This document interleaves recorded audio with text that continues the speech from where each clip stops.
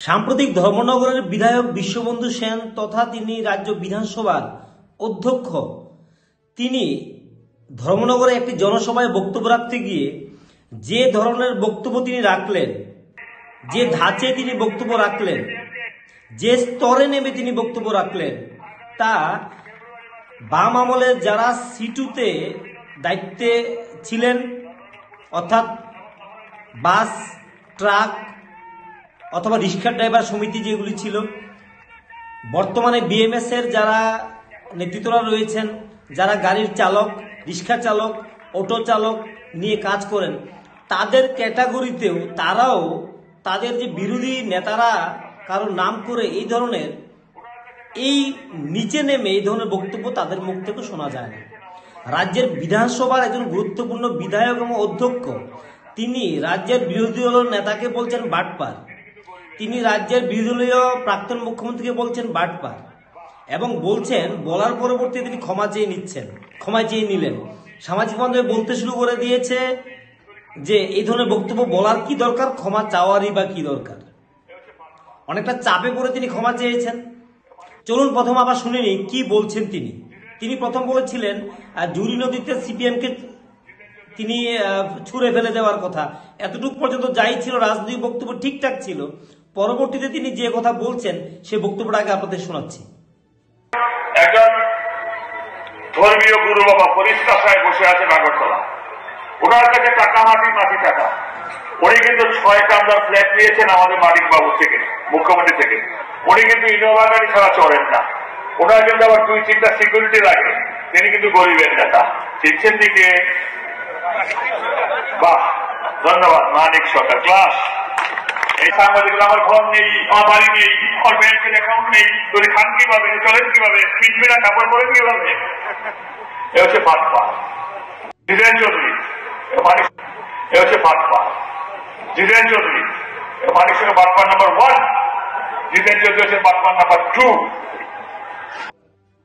তো আপনারা শুনলেন বিশ্ববন্ধু সেন কি বক্তব্য রেখেছেন। আপনারা আজকের এই প্রতিবেদনটি আমরা আবারও মনে করিয়ে দিচ্ছি, এই জন্য এই বিষয়টি ক্ষমা চাওয়ার পর এটা শেষ হয়ে যাওয়ার কথা, শেষ হয়ে গেছে।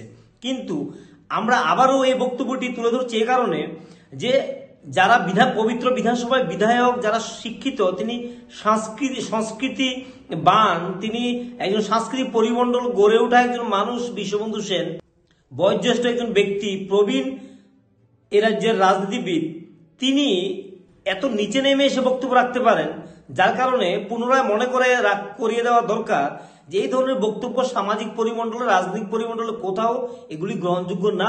এই জায়গাগুলিকে বর্জন করা দরকার। C2 লেভেলে, যেখানে শ্রমিক সংগঠনের কর্মীরা যারা কাজ করেন, নেতৃত্বরা কাজ করেন, তাদের স্তরেও কখনো আমরা এই ধরনের আক্রমণ, এই ধরনের বক্তব্য, আমরা এই ধরনের শব্দ আমরা প্রত্যাশাই করতে পারি না।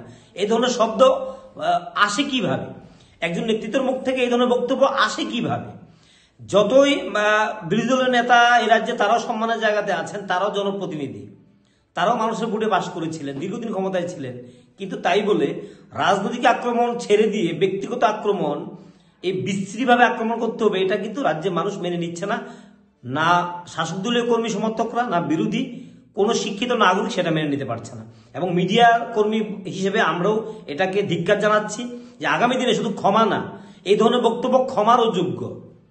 কারণ পবিত্র বিধানসভায় বসে একজন অধ্যক্ষ, তিনি উনার কলিগ, তাদেরকে বাইরে গিয়ে এই ধরনের আক্রমণ করবেন, এটা কিভাবে মেনে নেওয়া যায়? এটা ছাড় দেওয়া হয় কিভাবে? ছাড় দেওয়া যায় কিভাবে?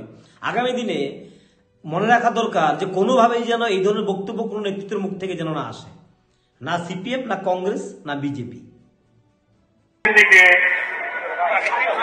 বাহ, ধন্যবাদ মানিক সরকার, ক্লাস।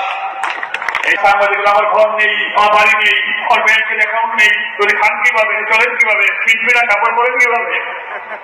এ হচ্ছে বাটপা জিতেন চৌধুরী, এ হচ্ছে বাটপা জিতেন চৌধুরী। মানিক সঙ্গে বাটপা নাম্বার 1, জিতেন চৌধুরী হচ্ছে বাটপা নাম্বার 2। তো অবশ্যই আপনারা আপনাদের মতামত জানাবেন। আজকে আলোচনা আমরা এখানে রাখছি। আপনাদের মতামত অবশ্যই জানাবেন। সবাই ভালো থাকুন, সুস্থ থাকুন, আমাদের সঙ্গে থাকুন। যারা আমাদেরকে ফেসবুকে দেখছেন অবশ্যই ফলো করে আমাদের সঙ্গে জুড়ে থাকবেন, এবং যারা আমাদেরকে ইউটিউবে দেখছেন অবশ্যই সাবস্ক্রাইব করে আমাদের সঙ্গে থাকবেন।